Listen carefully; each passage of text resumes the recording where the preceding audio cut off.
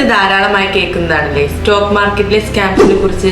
എന്നാൽ ഇത് ഒരു പരിധി വരെ നമുക്ക് തിരിച്ചറിയാൻ സാധിക്കും. എങ്ങനെയൊക്കെയാണെന്ന് നോക്കിയാലോ.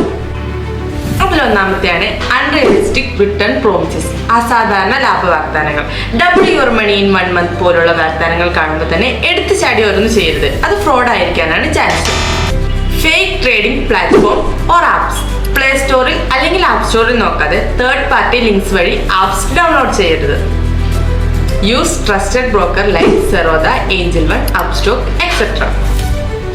അടുത്തത് അജ്ഞാത നമ്പറുകളിൽ നിന്ന് വരുന്ന കോൾസോ വാട്സപ്പ് മെസ്സേജസോ.